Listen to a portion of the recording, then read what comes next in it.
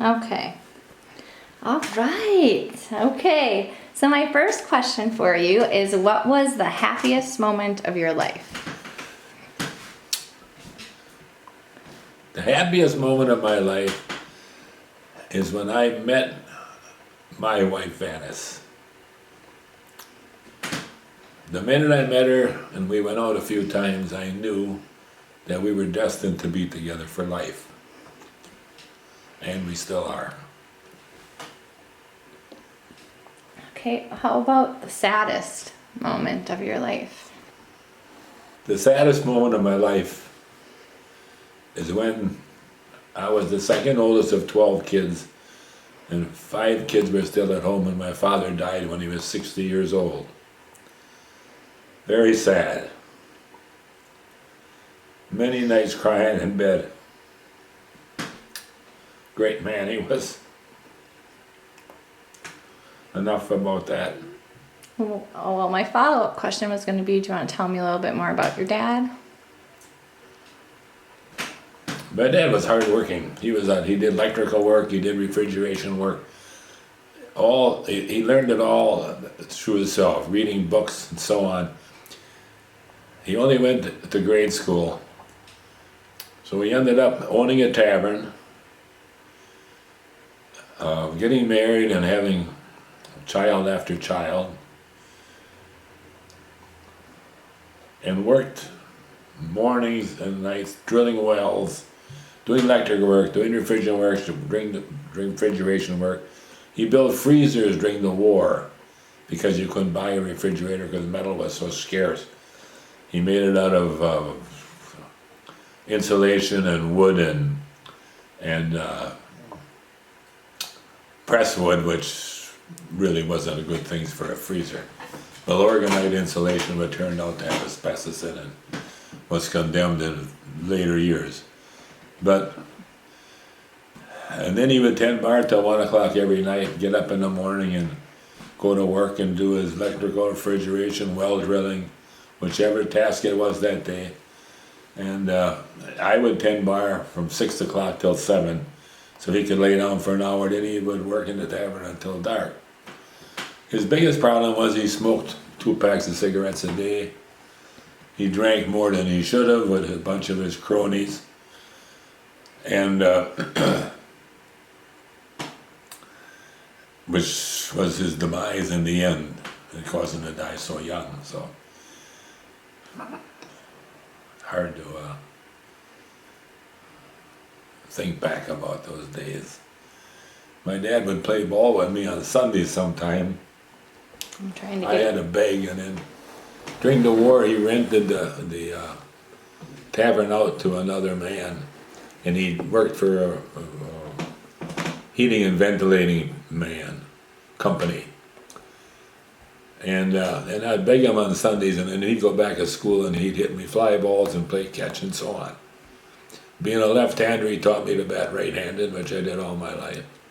Turned out to be a pretty good ball player. But a great man. He could play the guitar, he could play the violin, he could play the harmonica. He would sing to us after supper a lot of nights. And he always made us kneel down and pray the rosary every night after supper. Not to say that we all loved that, but we did it. Very religious man. Directed the choir in the church, and Catholic church in Darboy. Do you remember any of the songs that he used to sing to you? Oh, Pretty Playmate, and I Love My Rooster, and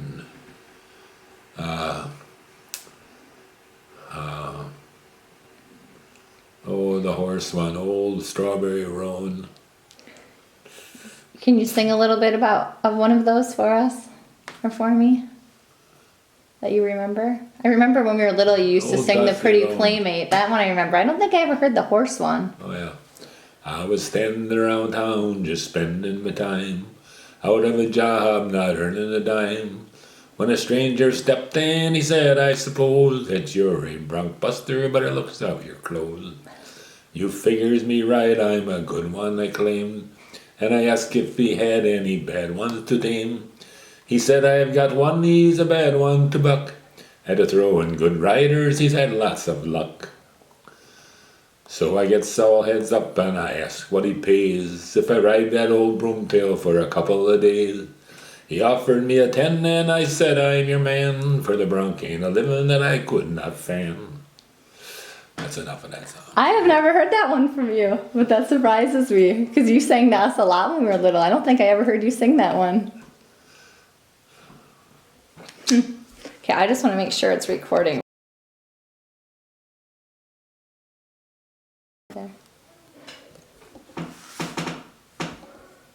So one story that I'd like you to tell that I remember you telling me before about Grandpa is a story about him like I don't know if he got caught like when he was like bootlegging or something like. Well, he drove truck for a bootlegger. He'd go up north and he would haul whiskey to bootleg whiskey to Chicago. And one time he got hijacked by another bootlegger, and they would steal the truck, and then they'd have their truck there, and they would back the two trucks together, and they would take all the barrels of whiskey off of his truck and put them in their truck. So when the guy told my dad to get out of the truck, he motioned with his gun like that and shot a hole through his radiator with his pistol. So, but eventually he got caught by the federal agents, and in fact, he signed everything over to my mother. And before the thing came to trial, prohibition was repealed, and then everything was dropped. So if prohibition wouldn't have been repealed, he would have had to go to jail. Well, or something, or whatever. Huh. So was he in jail for that time then, Grandpa was? No. No, because they caught him, but he never went to jail. Okay. So my next question for you is, who was the most important person in your life?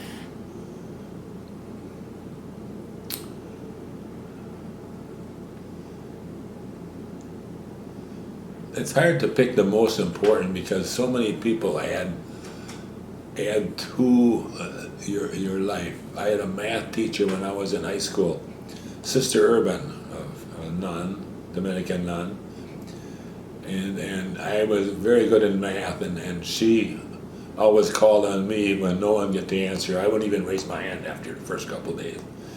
And then she'd say, well, Roger, put your answer on the board, how you found it. And she never once called me in class that I didn't have the answer. I could write it all out on the blackboard, that advanced algebra problem. So she was very influential in teaching me math. I also had a nun when I was in the 4th grade that was trying to teach me how to play the piano, and my musical abilities for playing an instrument are 0. And it did take her 3 times. And I was playing some songs, the first 3 lines from memory on a piano. I just remembered. I couldn't read the music, I couldn't do nothing. And finally I said, I don't have a clue what I'm doing. And then she said, I was just coming up with that idea myself. That was the end of my music playing career right there. So there's a lot of influential people. My dad and his work ethics, and my dad would say, if I had some idea that he had an old Maytag wash machine motor that he fitted to a real tight mower, and I was only about 9 or 10, and he mounted this. He cut off widened out this old real mower, put a pulley on it, and then he ran this with an old Maytag wash machine, and they had a foot pedal start, and he made a little hand clutch for it, and he'd start the engine, and that would run that real tight mower around the lawn. Then all the guys would be in the bar. They'd have to come out and watch me mowing the lawn with this first self-propelled lawnmower in Darboy. Yeah, that Grandpa built? He built it, yeah. An old Maytag wash machine motor. Pop, pop, bang, bang, bang, pop, pop, pop, bang. It was quite interesting. So many times I'd have that motor, and if it didn't run, you get home from work, he'd check it over, you'd look at the points and the flywheel and everything. And he'd say, well, go ahead, try it, fix it. If you can't get it, I'll get it. And so consequently, I'd be taking it apart, put it back together, and eventually I'd have it running on my own, and that's how you learn things. He bought an old 49 Packard once, and the motor went bad, and then he bought a 52 Packard. He said, and I was about a freshman in high school, and he says, well, you got to take the engine out of that 52 Packard and put it in that 49 Packard.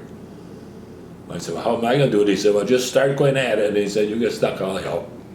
But I did the whole thing, so a few little wiring problems, but while other kids were out playing ball and having fun, I was working on that car. So you wonder where you get all your experience that you can fix anything yourself.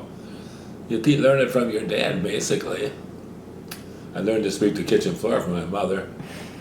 Mother teach girls, dads teach boys. So. Well, yeah, like that's one of the things that I always think about you is that you can pretty much fix anything. So. Except the TV, yeah. Except the TV. Yeah. All right. Let's see.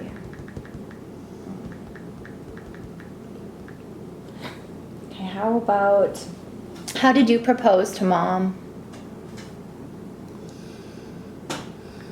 Well, it was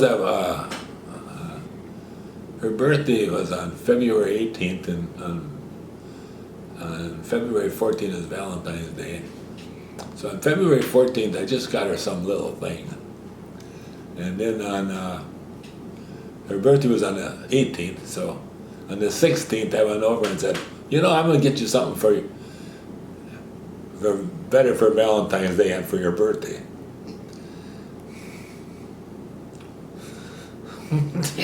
Stop it. It's okay. That's okay. And then I gave her an engagement ring. Where were you guys? At her apartment. And I just went to the door to get her, and then before we walked out to the car, then I reached in my pocket, opened a hard carved engagement ring. Sure, she didn't have to say this. I knew she would. Well, she said yes. Good thing. 9 of us are pretty dependent on that yes. Yeah, that was good. We were so in love. We were so in love. And when you're really in love with somebody, you miss them all the time. You know, when you aren't seeing them, before you're married, you miss them. All day long you're thinking about them. But can't wait till I see her tonight, you know.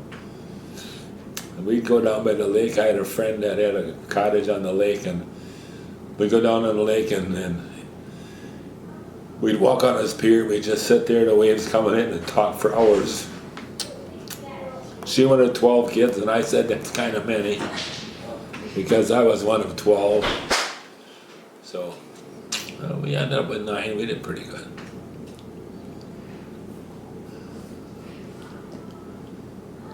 So what is one of your favorite memories of dating Mom?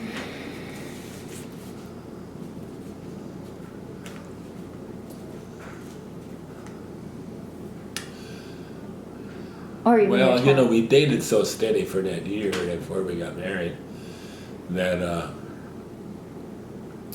it's hard to pick out just one particular thing. But just as an example, she worked at Kimberly-Clark and I worked down in the flats in Appleton. And I had a little motor on an aluminum boat I won at a conservation raffle.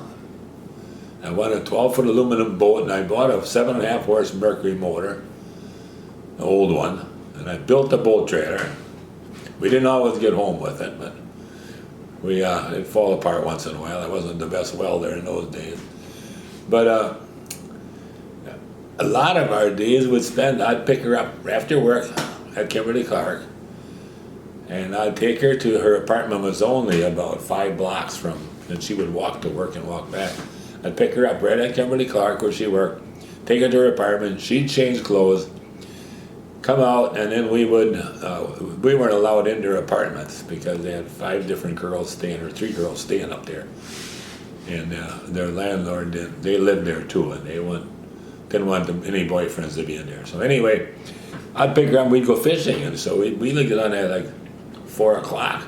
We'd head for Poigan or Winnebago, and we'd fish till dark, and then we'd come home, and that's how we spent our time. I mean, nice it was. I mean, we both loved to fish.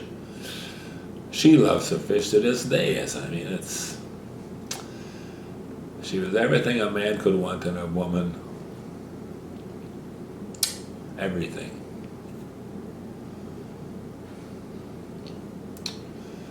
As our children can attest to the fact that she would do anything for the kids and nothing for herself. She had any extra money, which was very, very slim in our family, any extra money. I worked, she stayed home with the kids. And in those days when we first got married, you know, I'm making $2 and something an hour. And we lived on a budget, so we had have our house paid for when we were, I said 28. Our goal is to pay for our house when I'm 28. So we built our house. Mom and I, after work at night, we would work till dark. We fixed up the garage, that we could live in the garage while we finished the house. Something you never hear of today. But, so we borrowed $5,000 and we finished the house, and by the time we got done with the house, I was about $8,500 in debt, which nowadays you think is nothing, but $8,500 when you're making $2.18 an hour, it's a lot of money. So I tried putting $20 a week in the credit union at work, and then that would give me $1,000 to pay off that bill. And we bought all used stuff in the house. We didn't put in carpet, we put in tile in our living room and bedrooms and so on, and we didn't spend any extra money for anything extravagant. I drove an old car, and our budget, we had a budget that we lived with all year long, that I had made $42. After the $20 was taken out, I could take home $42 a week. And then we would buy our meat and a pig and a cow, and I'd cut them up myself, and we'd freeze it in the winter time out on the hood of the car. And we had a freezer then and a refrigerator, and I mean, you know, as a little kid you didn't even have freezers and refrigerators. But anyway, so for food we really had to buy all these. If we had the meat and I raised potatoes, I'd buy like 800 pounds a year from McDougall up in Antigo. And so we had potatoes and we had meat. Manus would bake bread. We'd buy bags of Big Joe flour. We had a flour bin right in the cupboard. And we had some tough times. When our second oldest son was born, she was down. Vanessa's water broke when she was only 5 months pregnant, and then she had to lay in bed with the bottom of the bed up. And then it healed, and then when she was good again. Then when she was 7 months pregnant, the water broke again. And then she went to the hospital, and then it ended up at that time that Keith was born. And then he was born at 4 pounds something, which was very small in those days. Nowadays they can really take care of a baby that's born that young. But he had dusky spells, and he would die, and then they'd bring him back. So when we brought him home, we'd go up and see him every night. You only had one car in those days, so we had to watch our kids when we went up there. We'd spend time with them, but then after 30 days we could bring him home. He was up to 5 pounds. And when we brought him home, Vanessa naturally couldn't nurse him, so we had to put him on Similac, which was, I remember clearly, it was $18.75 for a case of it. And it was a lot cheaper to buy a case of the cans instead of buying one can at a time. So we bought a whole case. And with the money that we had set aside for all of our yearly bills and so on, which we had budgeted for, we had less than $1 left that week to spend. But we bought the case of Similac and lived on poor food for till the next paycheck came. And we made it, and he turned out well, and I don't know, 11 months later we had another little boy, so life went on. That's all what you have to do, you know. You do what you have to do. You don't go out to eat, you don't do anything. And anyway, our budget was all set, and my wife would get depressed sometime. Her sisters would, oh, you don't have nothing, you don't have this, you don't have that. And then I would say, Vanessa, we're on this budget, and when we get our house paid for when we're 28, then we can do other things. We'll have that extra money every week to spend. And then she would say it my ways, see how it was going to be. And then it was my 29th birthday, we paid off the last of our house. And we were clear. I said, now I'm going to turn over all the finances for this family to you. Because if something happens to me, you have to know how I worked the budget and how we did everything and how we made ends meet. So from then on, the $20 didn't go into credit union anymore for the house payments. But we still put it in there in case we needed something. So the next year, we had this extra money. We could buy another different car, a better car, and mine was breaking down pretty often. But as we went on, then we bought a swimming pool for in the backyard for the kids, and and if we wanted to buy something big, which we did later on, we bought land for the orchard, and we borrowed money from the bank, and then we paid it off, and you started getting more money at work. You made more, you worked a little overtime. In fact, I never turned down an hour's overtime in my life when I was working, because when I started out at $1.50 an hour at Appleton Machine, and if you work overtime, you made $2.25. Holy mackerel, that was big bucks. Then if you could work a Saturday and Sunday, we had 3 days sick leave, and if you didn't take them, you get paid for them. I never used more than 1 day in a year, ever, and took the 2 days pay.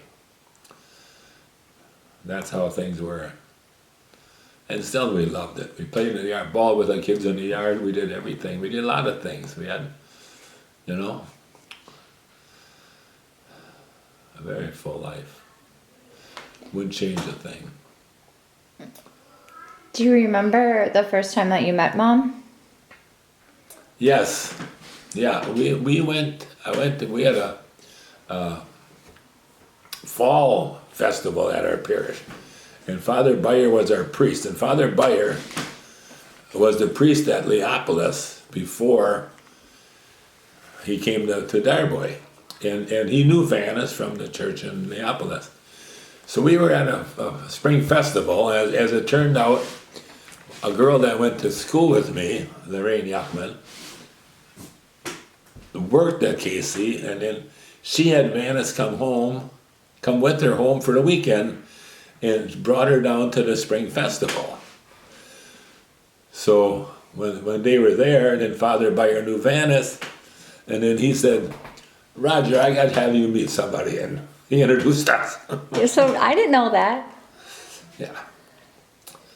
And then, ironic as it is, Lorraine's sister, May Rose, older sister, was getting married, and she was getting married at was in Allentown, to who were going to be our future neighbors after we built our house. But anyway, I went to that wedding, and then Vaness was there, and I took her home. And that was our first time we danced and met and that. And then their younger sister had her comb and her hanky in my pocket. I had to give it back to her when I took Vaness home. Oh, ironic as it was. So what did you think of Mom when you first met her?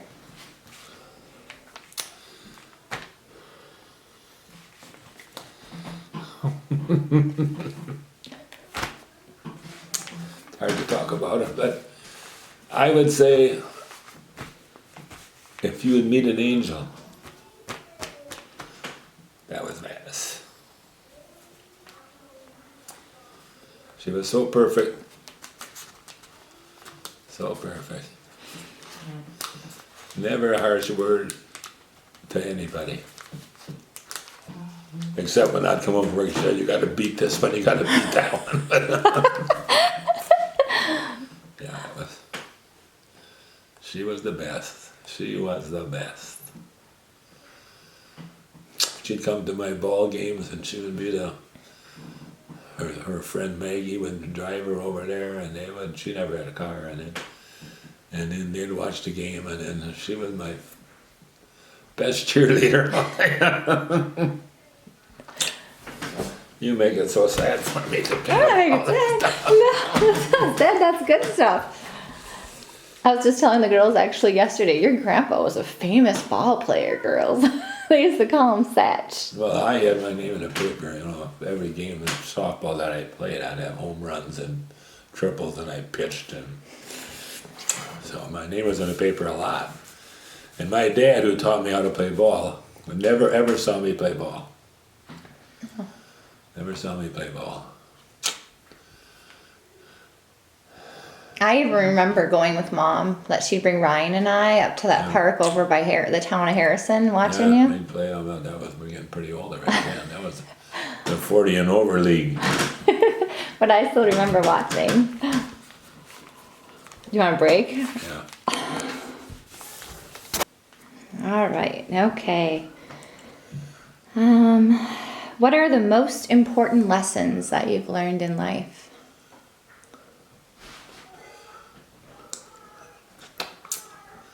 Well, honesty. Your honesty is tested daily.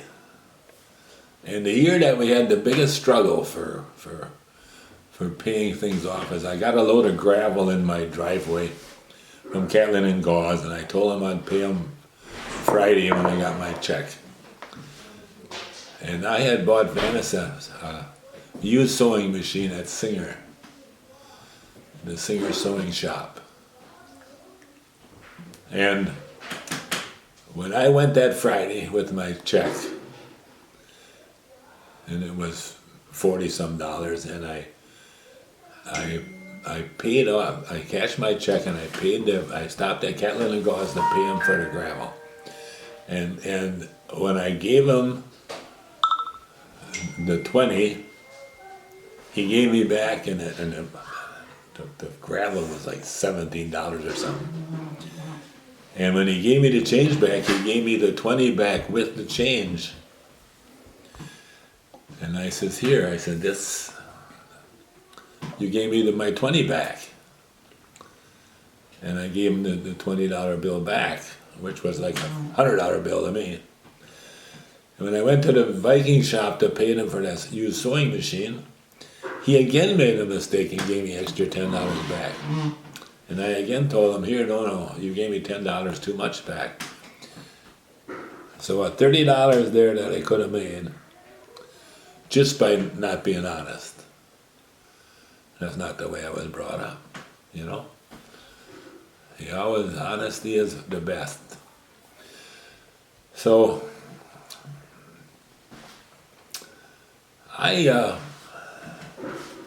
Vanis and I went fishing one day, and we went on the river, and we never had to use an anchor. We went on the Wolf River, up by New London or Stevensville, and we were in the boat, and we were going down the river, up the river.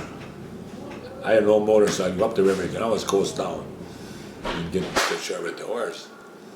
And then when I got where I wanted to fish, I told Vanis to throw the anchor in, and she said something to me, and I couldn't hear. The motor was whining, and I was sitting in the back of the boat running it. And she said something again, and I said, just throw in the anchor, kind of loud. So she threw it in, and then naturally, all of a sudden we were drifting down the river. I said, well, how come the anchor isn't holding? She said, well, it wasn't tied onto the rope. I said, why didn't you tell me? She says, I tried to twice, and you said, shut up and throw it in, so I threw it in. That was my new anchor. I paid $4 and some cents for that anchor. Oh, yeah. Religion is the next thing. I was always very religious.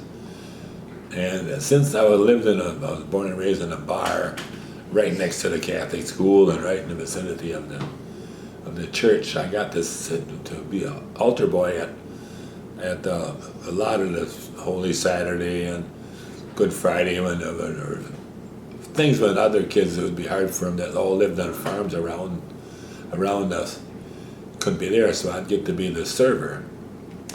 And I could always talk to God. From young on, I could talk to God. In fact, I had a car accident when I was my 20th birthday. I smashed up my car. I was going 85 miles an hour and I dropped Vanis off, and I was going home. And I hit an icy patch on the road, some snow on the road, and I went sideways, and I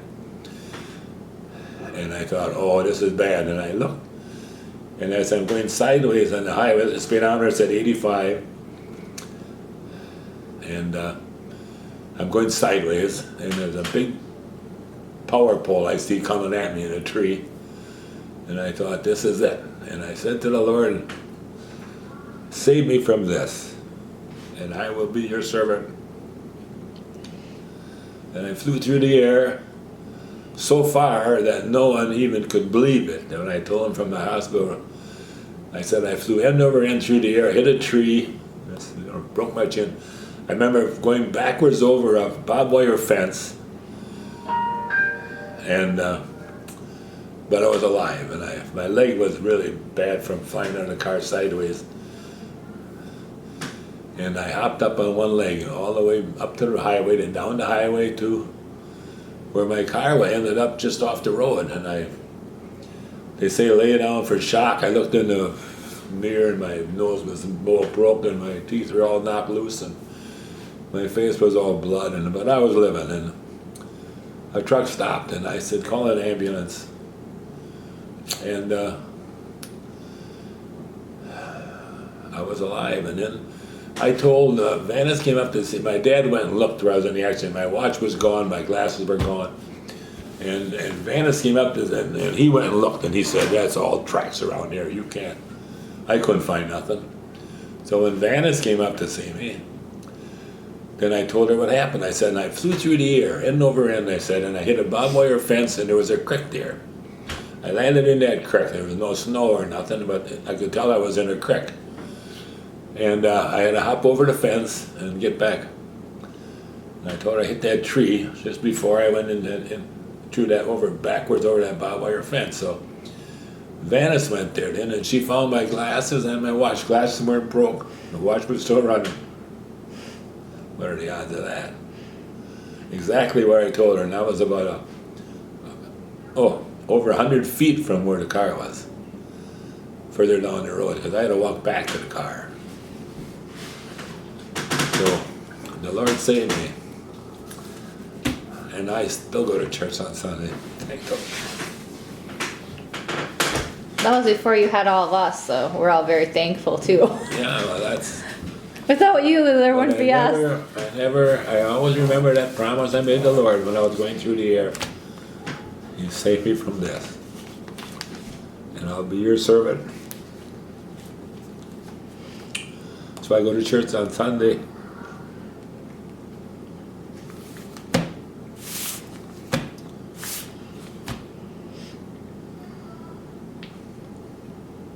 So I would like to know, are there any words of wisdom you would like to pass along to your children?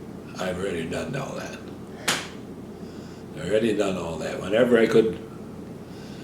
Whenever I could steer them, I tried to steer them.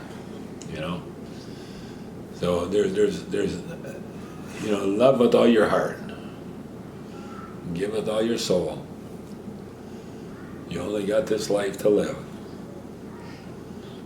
So you do what you have to do. Did I always do everything right? No, I probably drank more in my life. My dad told me when I was 17, I bought a pack of Winston's cigarettes. And I smoked 3. And I came up from work, I was working on building concrete walls, and I came in the bar and I said, "Get me a beer, Pa." And I put some money in the bar and I said, got out a cigarette, lit it up. He said, "When did you start smoking?" I said, "Last night at the picnic I bought a pack of cigarettes." "Take my advice," he said. "Throw that one away and give me the pack." Put that one in the ashtray and put it out. Got the pack out of my shirt pocket like a real proud 17-year-old. Handed him the pack. I said, "They aren't that good anyway, Pa." He threw them in the wastebasket, and that was the end of my smoking career. So I know I'm eating, I'm still alive. Got COPD from inhaling other people's smoke, from being a supervisor in a weld shop for a lot of years. And thank my dad for that word of advice, and I took it. As I went into management at work, and I got to be plant assistant to the vice president of manufacturing, and I joined the Society of Manufacturing Engineers at the Fond du Lac chapter. That was all manufacturing engineers from all different companies through the whole area, from Fond du Lac to Manitowoc to Menominee, Michigan, and then they had a test to get certified mechanical engineer, to get certified. And I took the test. Now, I was a high school graduate, but I took the test for this manufacturing engineer, and I'd been in manufacturing for quite a few years. And it was a 6-hour test, and I passed it. No problem, really. But I did study some things before that, for the test. But I got my certificate as a certified manufacturing engineer, and I was proud of that. I mean, I'm more proud of that than all my home runs and so on. It was an achievement in life, So I ended up, a few years later, I was chairman of that chapter, of the Fond du Lac chapter of the Society of Manufacturing Engineers. So you're proud of some of those things, and you hope your kids are proud that you did it. A lot of them maybe don't even know it. I didn't know that. So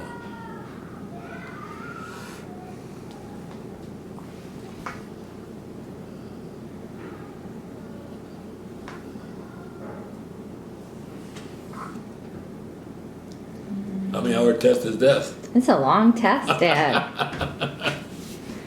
How about, is there anything that you've never told me, but you want to tell me now? No, I would have told you already. I don't really, a lot of advice I get is just subtle things, you do this or you should do that. And, you're old enough now, you've been through a lot already, so.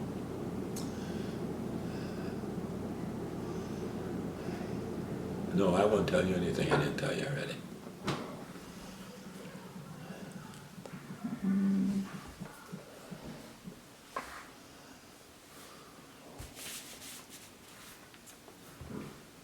What advice do you have for young couples?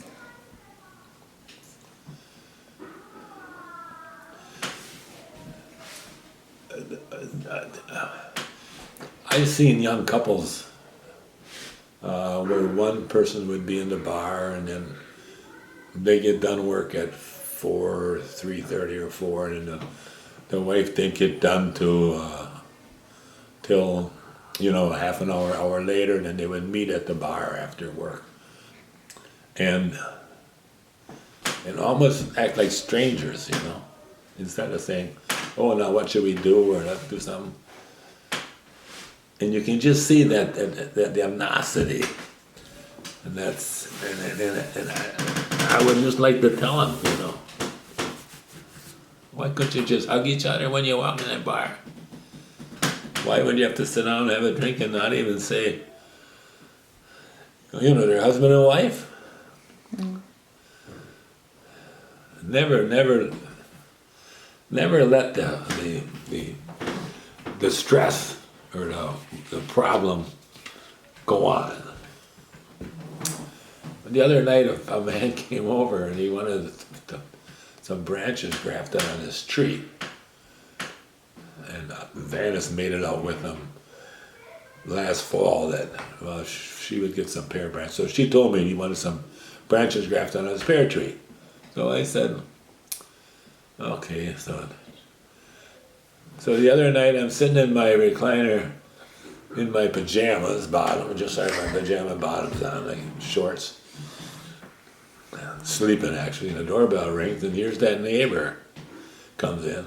It comes at the door, and Vanna says, "Oh, John, come on in, come on in. Rod, maybe you want to get dressed." First of all, I didn't even know him, and he comes in and says, and he starts talking. I said, "Well, I'll come over and put him back." And I found out he's got 8 apple trees and 2 pear trees. And then he starts talking about a farm, his dad's farm up in Antigo, and renting land out. His dad died 3 years ago, and on and on and on and on. And from 7:30 until 8:45, he's talking. Here? Here. And finally I said, "John, I think our conversation's over. It's 8:45.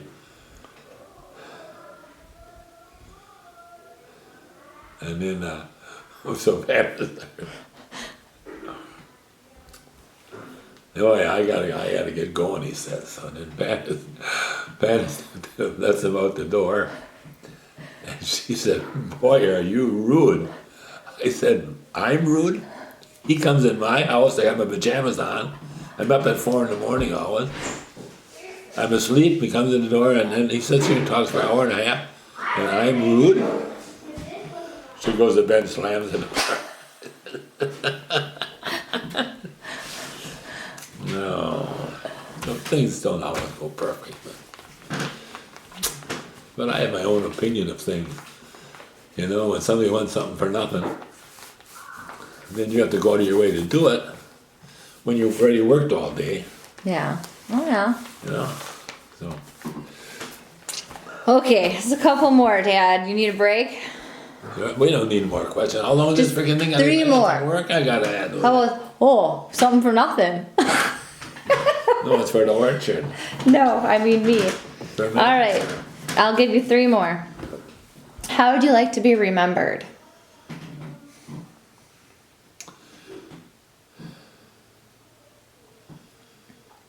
Well, you like your kids to remember you as how other people remember you is immaterial. It's how do your kids remember you? What kind of impression did you make on your kids?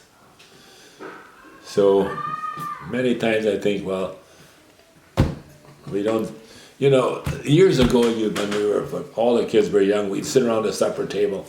We'd say our before meal prayer, we'd say our after meal prayer.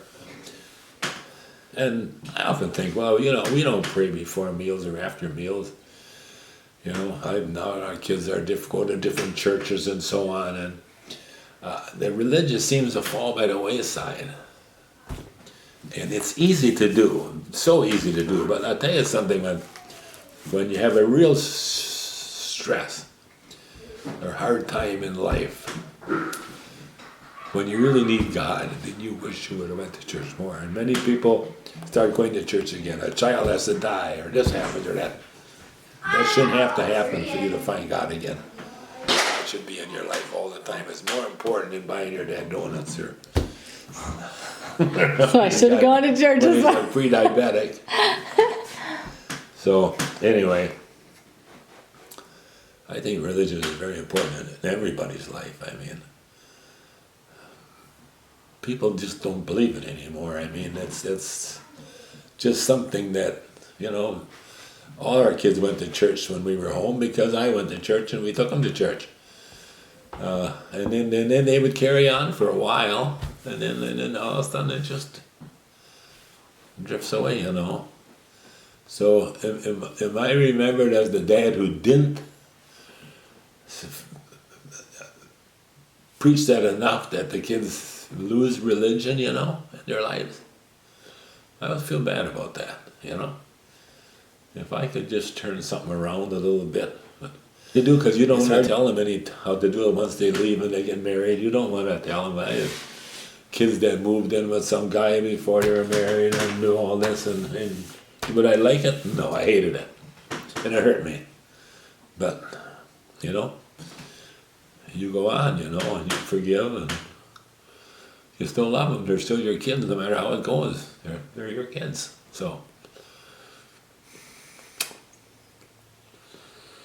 So how will be remembered? The dad has worked his ass off to make a living so you kids could grow up and be somebody, you know? That's how it works. That's how it works. When something happens to you or your kids, it hurts you just like it hurts, you know? Many times more than they think it does. They don't realize how much it hurts, you know? We'll talk it over and we'll say, you know, this or that. And, well, don't say nothing. No, you don't say nothing, but get up early and listen to the birds sing. Look how beautiful the world is. You just have to look around. It's not just on TV. It's not just on, but the world's beautiful out there. We just have to learn how to enjoy it instead of hating it. Enjoy it together, hand in hand, hand in hand. Amen. Okay, two more, I said. This one's probably going to be hard for me to ask, but my students have to ask it, so I'm going to ask it. Are you proud of me? I'm proud of all my kids, you included. In fact, very proud. How you were so disgusted when you first got out teaching, and how you struggled through it, and how it got easier as you went along. But the first years when you were in high school, that was not easy to teach at. Then you would come home crying.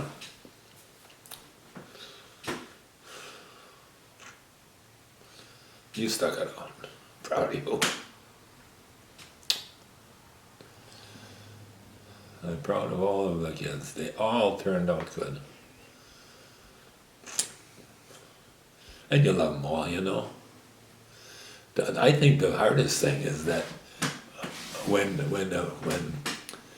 the couples get older and the kids are like Kenny was. He isn't anymore, but Keith, their kids are grown up and he lives in Racine. We don't see him as much as we like to.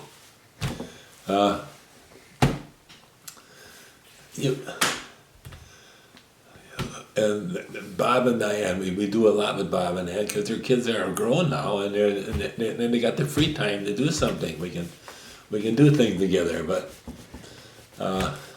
we had a lot of fun like last summer when we went up to the cottage and spent 2 or 3 weeks in the fall and we weren't doing pickles. And we could go to the lake and we could do stuff. I mean, you can have fun with all of your kids like that, but they don't always have fun time for you, you know. And when Vanna said you guys were coming over, you didn't have to have donuts for me to come home and visit. I know. You know. So we miss seeing you guys, you know. Just like we were there the last time, we dropped the dog off. We had to go to there to drop the dog off.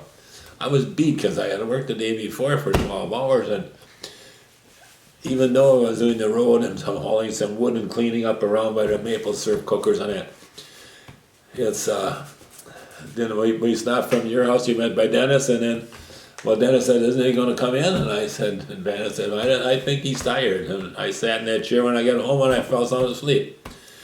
It's you know. You never seem like you never see enough of your kids. They're such a part of your life, they're part of you. I can see we're visiting your parents, like when they get in a home and they have dementia and they don't even recognize you anymore. Think how terrible it is. I mean, it makes you cry thinking about it. They go in here and parents will throw something at them, how hard it is. So enjoy all of that while you can. There's so much sadness in the world. We have to make it a little brighter, The happy times, the laughing them, and our family is great, very great at laughing, so you have to enjoy that part of it, the fun part of it. And that's just like taking a sedative or oxycodone and just to sit and tell a story and then laugh about it, this happened or that happened. So, and I can always laugh at my own mistakes. I mean, I do things and then you don't know exactly how to do it right, and then you spend a bunch of money, and I tell somebody, I did this, I did that, and it turned out so good, and maybe I was just not doing it right. I was going to try again today to try to correct my maple syrup filtering process. That's what I was supposed to do this morning, but I got tied up in an interview with some reporter from some place. But anyway. Oh, let's see. Last one. Do you have any regrets? Well, I told you some of my regrets. I'm excuse me. I could have been maybe more of a little religious teacher, but I regret that now Paul Ryan, for example, who's a Speaker of the House, lives in Janesville, Wisconsin, and he's a very good man. And now he's going to quit the House of Representatives, and he's going to. Well, he said he wants to spend some time with his kids. Well, he's been 15 years now gone when his kids are in grade school and high school, and he wants to spend some time with them. And I can see that now, A career isn't all that great if you can't be with your kids. If you can't be with your family while they're growing up and going to school. I was out working some land up for pumpkins. And Vanessa called me up day before yesterday, Friday morning. And she said, Ridley's, we had gone to Kenny's 3 kids concert on Wednesday at 1:30 in the afternoon. The next morning was Ridley's, and I forgot all about it. And I'm on the tractor, and Vanessa texted me, well, then she called me and said, Ridley's thing, aren't you going? It's at 10:15. I said, oh, time is it? I looked at my clock in the tractor. I got a clock in my tractor now. And it said, it was 10:06, and it was at 10:15. I said, oh, I don't know that I can make it. I'm all dirty. I'm working on here. I want time to change clothes, to do anything. I mean, I don't think so. I hung up, and I just got to the end of the row, and I thought, I'm going. And I went. I got there right at 10:15. It was starting. Had my dirty clothes on. Reika was glad to see me. She went. you should have time,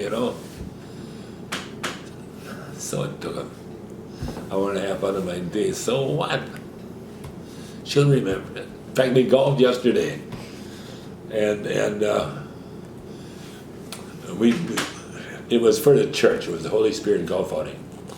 And then they had tickets. You could buy tickets for a 50-50, but it was $20 for tickets. Arm length tickets for $20. Then they had a white table and a blue table. And well, I could see nothing on anything that I wanted there, and all them things where you can put your tickets in. But there was one package there with a basket, and it was a basket full of, it was the kids stuff, like games for the kids and other things. And I thought, well, that'd be perfect for Kenny with his kids. They got all them little kids. So I put most of my blue tickets in that thing. I 40 something. So then when they called off the prizes, I got that prize. I went up and got it, and I said, "It's for you, Ken." So then when we went out to the truck, he said, "Are you serious now?" I said, "Nah, that's for your kids." He paid $500 and sponsored a hole and paid for our golf and everything. So that's regrets, huh? No regrets.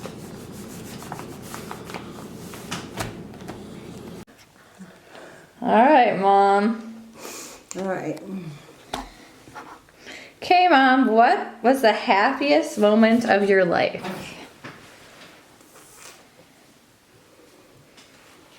Blank. Happiest moment of my life. Or what were some of the happiest moments of your life? That's probably an easier question. She'll- First I would say our wedding, and then I would say the birth of each child. Right. Tell me about your wedding. Very simple, in Minneapolis.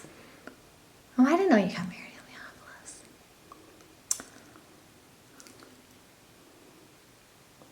Dad was late, he had to go get a haircut. That I remember, and he also had to pick up the flowers in Shawano, so he was really late, but we had a wedding. And then we had a dinner at Gresham and a supper at Fanovel's. Okay.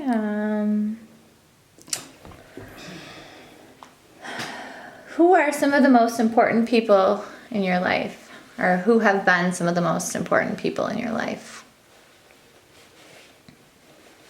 So you can start younger. Most influential. My father, my mother, my grandparents,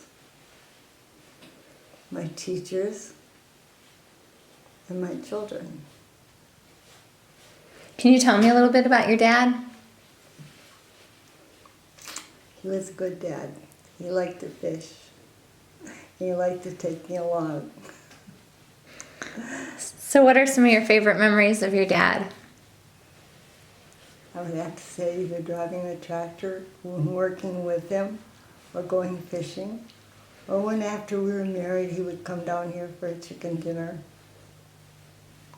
So I never got to meet your dad. So tell me what he was like. He was about 6 feet tall, really only about 5'10", very muscular. He used to pitch ball for Shawano. He was a country boy, a farm boy, but he also went to school to be a teacher, but he never taught.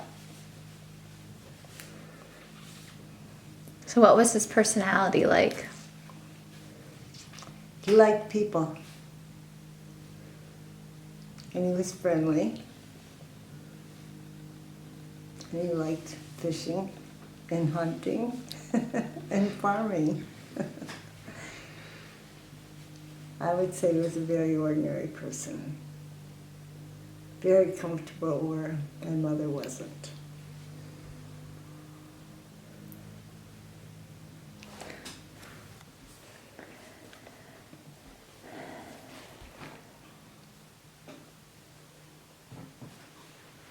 So if you had to pick the most influential person in your life, can you tell me who that would be? My father. Can you tell me more about him? Like some stories that you remember from being young? We have to go way back then when we lived in Milwaukee, because then he had a lot more time. And every weekend we went to the farmer's market, or else he took us to the museum, or else we would bring kids home, and he loved to play and tickle and roughhouse. He liked that. He couldn't do that when we were on the farm, so it was different. Because he didn't have the time? No, he's always busy. Yeah. But he still fished. And whenever he could, but it was different. Because you had chores in the morning, chores at night. Where would you fish? When we were little, on Lake Michigan, off of the rocks, off of the piers. When we were older, trout streams or out in the boat. So do you know how to fly fish? No, I don't. I didn't like trout fishing either because there were a lot of wood ticks. Oh. Any other kind of fishing I liked. But What kind of fish would you catch from Lake Michigan? perch. You fish with a trolley line, which is a line going into the water that had a reel on it, and 3 lines went down. So you catch 3 perch at one time. You can no longer do that. And we played on the rocks. Like, is it kind of like those big rocks by High Cliff? Yes, yes. Okay. So we had one spot where it was just kind of a little hideout for us. She's okay. Okay. Oh my gosh, that's got lost. How about, can you tell me about how you and Dad met? I worked at Kimberly Clark, and my friend Lorraine Yachman lived in Darboy, which is where Dad lived, and the parish priest from Leopolis, where I lived, had moved to Darboy, so I came home with Lorraine for one weekend to go and see him. And I met Dad. And you met Dad. Do you remember that first time meeting him? Mm-hmm. Do you remember what you thought? He was tall. There are not tall people like that in Leopolis. Like, can you remember your first conversation at all? Probably, No, probably not. probably not. Yeah. What about like a first date or like, because I thought you guys met, I thought I remember a story differently that you met, like at a wedding. Well, I met him at that weekend, and then we went to, I don't remember whose wedding, but I went along. Oh, it was May and Dick's. I went along with Lorraine. Yes, and Dad was there, and he was supposed to take Rosalie home, which is May's sister. And he didn't. He took me home. Did that cause any drama? No. No. No. So obviously you and May stayed friends. So you Yes. weren't friends with May, or you were friends with May? I was friends with May's sister Lorraine. She worked at Kimberly Clark also. Oh. That's how. And how long did you work at Kimberly Clark? Probably 2 years. A year in BCAL and a year in files.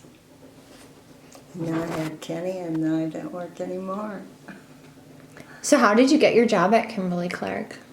because I was one of the top 3 in the steno. You were what? Then it was called the steno department. Then it was typing, shorthand, and bookkeeping. It was a combined thing, and I was one of the top 3 in my grade when we were seniors. So we were offered a job to come to Kimberly Clark if we wanted to. And I told him no, that I was going to stay living at home and work in Shawano, and my dad called her back and said no, I wasn't. So I worked at Kimberly Clark. So, can you talk to me a little bit about like when you were in high school? Like, what were your favorite subjects, or what did you like to do? It's a long time ago, Chris. I know you got really good grades, I remember. I did have good grades. I like school. I like to read. Had to go on the bus every morning, come home on the bus at night. I didn't drive, so it wasn't like it is now. You didn't go in for extracurricular activities or anything. I like school. What was your favorite subject? I don't know if I had one. Did you have a favorite teacher? Not really. say really.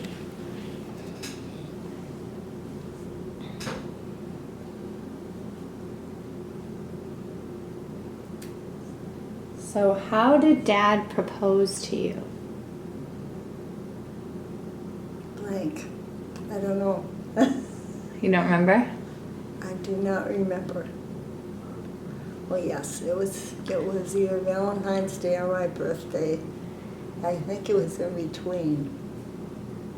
And he came to the apartment in Nina. And he came upstairs. Yeah. So what did you like? What did you love about? Like, what did you love about Dad? He's a good person. He could do just about anything.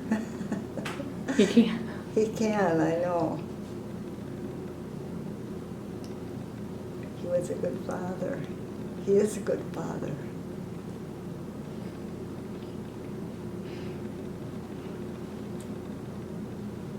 What are some of the most important lessons that you've learned in life?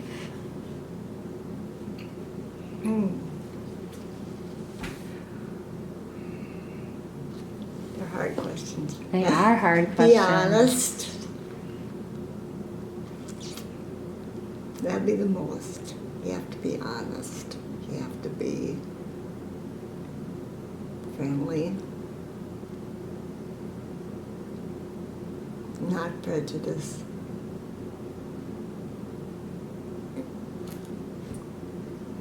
How did you learn those lessons? I think you learn those lessons by living. Like, can you think of like where you learned that honesty was so important? I was always honest. In prejudice, my dad was prejudiced. When we lived in Milwaukee against the black people. Up north against the Indians, and I couldn't be. Now you're gonna make me cry. Well, I think it was just a little bit more accepted and normal back then too. Not that it's right, but I do think it's more, it's different now. It wasn't like taught in the schools Good. not to be prejudiced, right? Like it is now. Right. How about your earliest memory? My earliest memory is probably seeing my grandpa's casket in the dining room at home.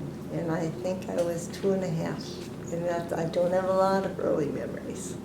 But I remember the casket, because at that time they were in the houses, being in the dining room, off of the living room, and the people coming. That's all I remember. And Grandpa was gone. Like what other like vivid memories do you have from being young, like a child? Like, do you remember like what kinds of food you would eat or how you'd spend your time? We didn't have TV till we lived in Milwaukee. And then I would have been in kindergarten then when we got the TV set. Nope, I would have been older than that. I would have been in first grade. So we played outside a lot, and we were only 2 blocks from the school. So we could go down to the school, and the school had a little swimming pool alongside of it from the summer where you could go and swim. We just played outside. We lived next to a vacant lot This is in Milwaukee or in Leopolis? in Milwaukee. We lived in Milwaukee till I was in the 4th grade. So was it like a big, like busy city, like how I think of it now?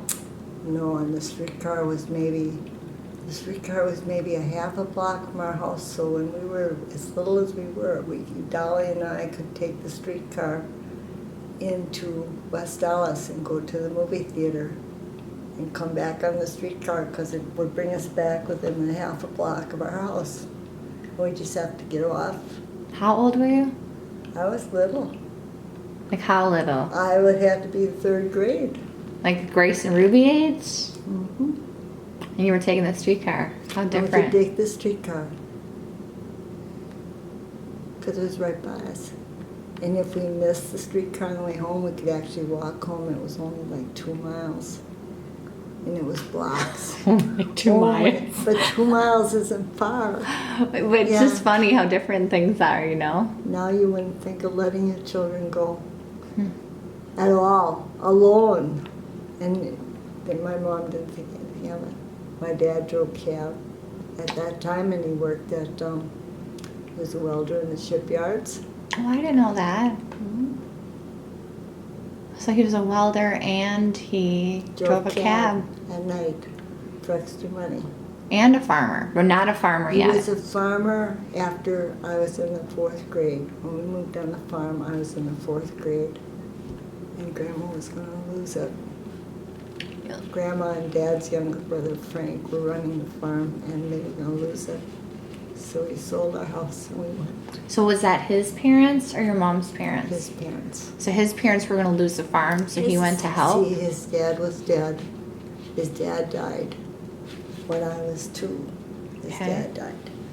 I was young.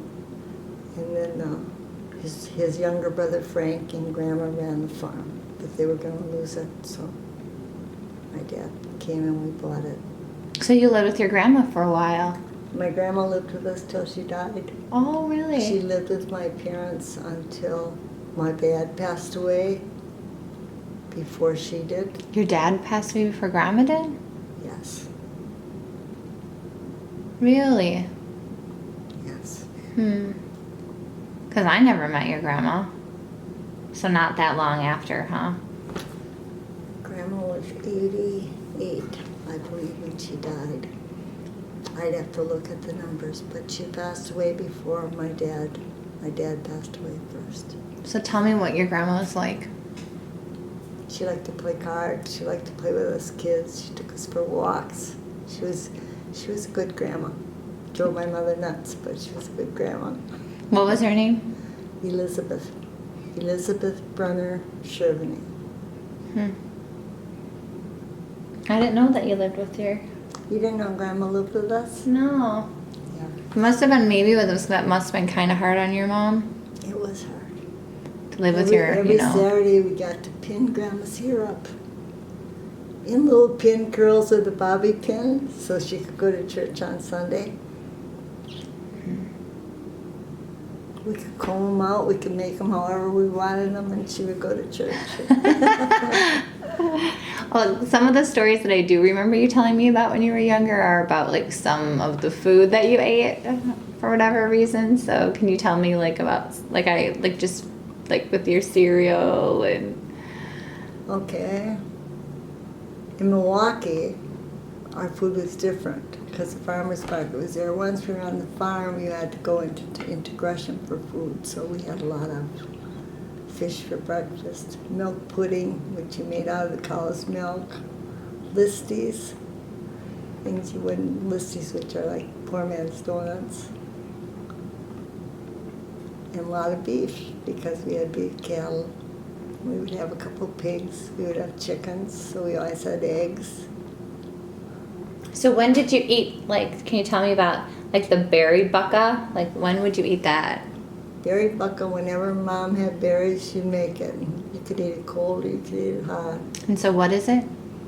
It is like pancake batter with raspberries and sugar on top, and made in the oven. And I also remember you telling me that you'd sometimes pour coffee on your cereal instead of milk. That was in Milwaukee. And why was that? I don't know. Maybe we ran out of milk. So then we got coffee. I don't remember, but I remember it was coffee. That's funny. Doesn't sound good, does it? No, it doesn't.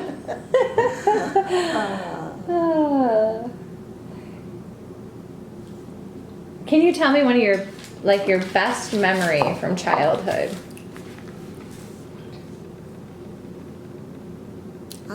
I would have to say fishing on the rocks with my dad. Because we did that every weekend. Every weekend we could go. If we didn't want to go, then he'd drop us off at the museum. And we could go to the museum while he fished.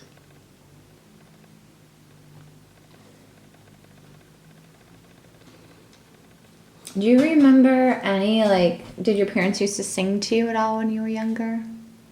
No, my dad used to sing in the barn, though, to the cows. He did. He used to sing to the cows. Yeah. Do you remember any of the songs that he sang? No, but they were like Gene Autry songs. So you like to sing though? Not He Grandma? liked to sing. Grandma didn't sing. Can you tell me a little bit more about Grandma's personality? Grandma liked to have fun and party. She liked to go out at night. And my dad liked to do that when he was young, but then he stopped drinking. So then he didn't care that much. He would like to go down to the bar to play cards, but then when he was done playing cards, he wanted to go home. Or by then, Grandma didn't want to go home. So Grandma she liked to go out and have fun.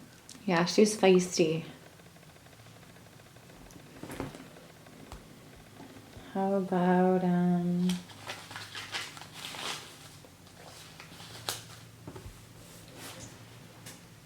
can you tell me what it was like dating? Like what kinds of things you and Dad did when you were dating? Like what were dates like? Fishing. Or we would, maybe 4 or 5 movies, that was all. Do you remember some of the movies that you saw with him? Around the World in 80 Days. And I don't know if we were married then or not. That's one of the only memories I have. And the one where the flying saucer came down. I don't remember the name of it, that one. Probably 2 movies. But you would go to the bar. At that time, Ted Van Thiel had a bar up on the corner of 114 and 10, or somewhere that way. You would just go to the bar and see the people that you knew. So you said that you went fishing. So you guys fished a lot when you were dating? Mm-hmm. He would pick me up at Kimberly Clark with the boat, and we would fish on Boygan a lot. Yeah? Sometimes on Lake Winnebago, but a lot on Boygan, because I lived in Neenah. Mm-hmm. You have any fishing stories from those times? It's a long time ago, Chris. You could use a big long cane pole, I remember that. You can't use them now, or we don't have them anymore. I think I even remember you guys having one of those when I was little, standing up in the garage. Yeah. So you just held it up behind the boat. Easy fishing. You brought the Sunday paper along to read. So who's a better fisherman? Probably your dad.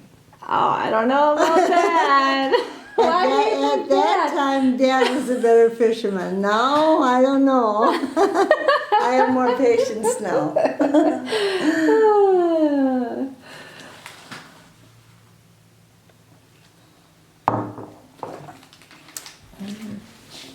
Let's pause it for a sec. So, what are you proudest of in your life? Children, my children. What makes you proud about us? You all turned out good. Yeah, I don't want to cry.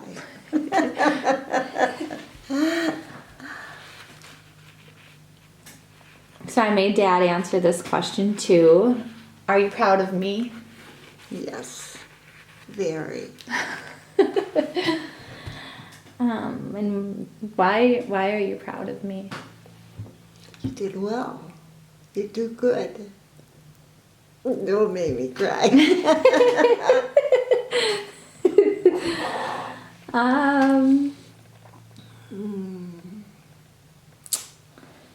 How would you like to be remembered? Boy, that's hard. That is a really hard question. I told you I'm going to have to suffer through these two. How would I like to be remembered? I don't know.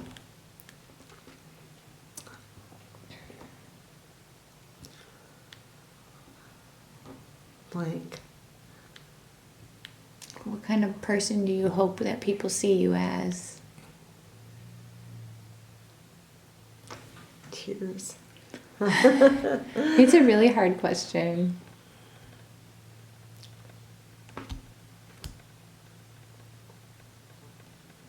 I don't know what to say.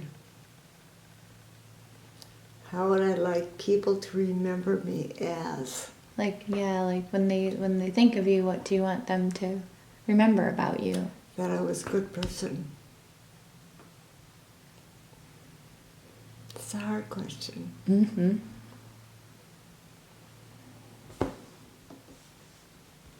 Do you want to elaborate on that? No. Do you have any regrets? No. None. I'd do it all the same. Yes, I would. Probably had 3 more kids. 3 more. How many kids a did- dozen. You wanted a dozen. Oh, maybe because Dad had a dozen in his family. He used to say, I wanted a dozen. Only got 9. What are some of your favorite memories with you and Dad? And all the kids, like all of us. Like, what are the things you are happy you did? We didn't do a real lot. We did. It was just a house full of fun. Never boring. We would go to the cottage, but that was only for a few weeks. We didn't do a real lot, like taking you to the zoo and that. We tried once, and Dennis got lost. That ended that. There were only 4 of them then to get lost. 5 of them. Diane was little, but Dennis walked away from us. To the Milwaukee Zoo you went? To the Milwaukee Zoo, and all of a sudden he was back again after we were frantic for a long time. Wow. It's different to go with that many kids somewhere. We would go to the fairs and that, though, that were here. What about, like, I know Dad talked about, like, playing ball with the kids in the back. In the front yard. The 4 trees were the bases. There's only 2 of those trees left, but there were 4. And that was the basis, yes. And you guys would play baseball. Hmm. And then what about the pool? The pool was nice for the kids. I still can't swim. Pool was nice for the kids because it was something to do. Yes. I wish they could have had the pool when I was little. Pools are different though. Look at Mary and Bill. They had theirs for 2 years and tore it out Mary. next door. Oh, yeah, I forgot that they had a pool. Yeah. It's a lot of work. It too. is. Is there any message that you'd like to leave for your children, grandchildren, great-grandchildren, or for future generations?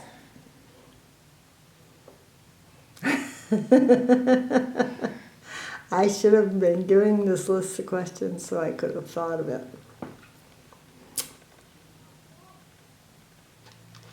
Like, what Advice. advice do you have? But enjoy life.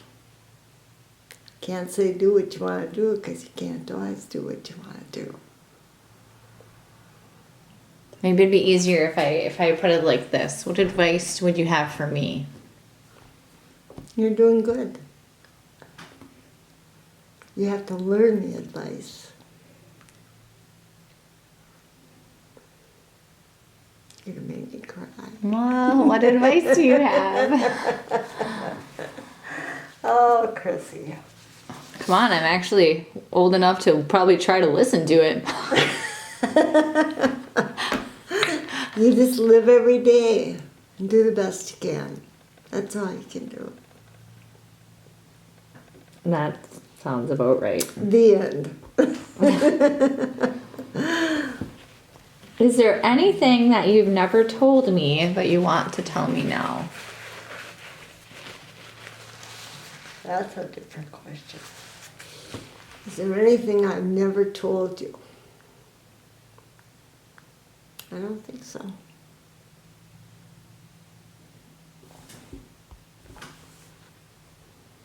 Is there something about me that you've always wanted to know but you've never asked? No, because sometimes I had to try hard to get it out of you, but I always did. Oh, we're gonna take a pause. How has being a parent changed you? I think every year of your life you change. And I think I'd be a different parent now than I was in the beginning. How would you be different? I don't know, but I think you would. Because as you get older, you get a little smarter, wiser.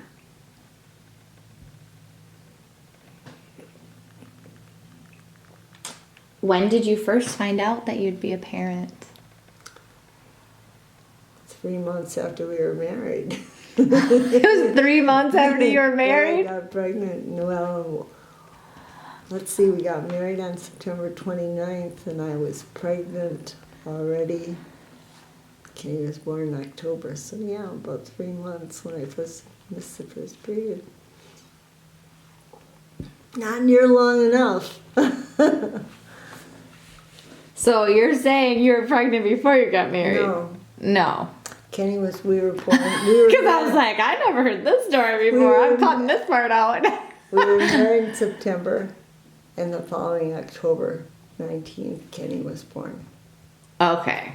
So So you just basically got pregnant right away. yeah, pretty much. 3rd month. And do you remember how you felt when you found out you were going to have a baby? I was probably glad. I like babies. Still do.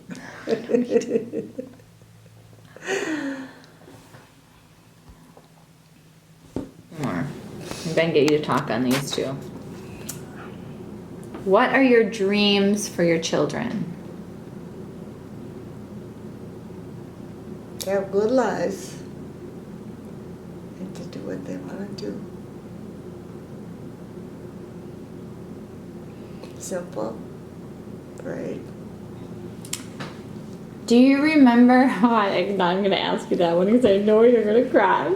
Do you Don't remember? ask me. I'll save that one for last. Okay. Do you have any favorite stories about your kids?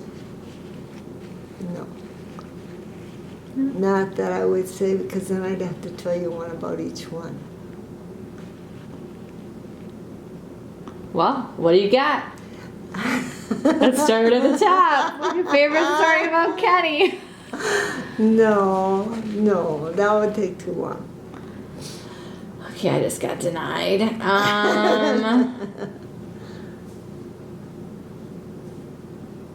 What was I like as a young child? You were spoiled. You had too many brothers and sisters that all wanted to take you to do this and take you to do that.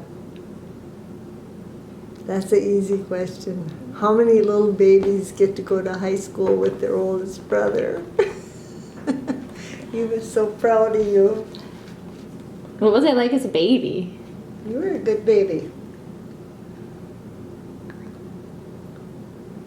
But you have to realize you were baby number 8, so you didn't have a lot of my time. You had a lot of the other kids' time. Because when they were home, they got to take care of you, or they got to get you up, or they got to feed you, or diaper you. Yeah. Do you remember if you used to sing to me when I was little? I don't think I ever sang to anybody.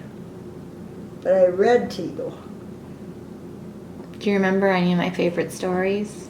No, I don't. But I remember reading to you and Doug and Ryan, more so than even the older kids. I can remember you reading to me in there. Mm-hmm. Oh, I sit on chairs in the back. Mm-hmm. Yep. Doug too. If you could do things different, would you raise me differently? Nope. What advice would you give me about raising my own kids? You're doing fine. Oh, you were a That's very more than 2 questions. Okay, we can do that. Don't do that, but I'll tell you. He was through college and he was going to move. He had this job with KJWW, and we were giving him the table and the chairs and the vacuum cleaner, and the vacuum cleaner worked, and then it didn't work, and I fiddled and fiddled with it, and finally it did work, and then when I turned around, I busted out crying, and he said he cried all the way to Fond du Lac. Thanks, Mom. He said I cried all the way to Fond du Lac. That's not a good story.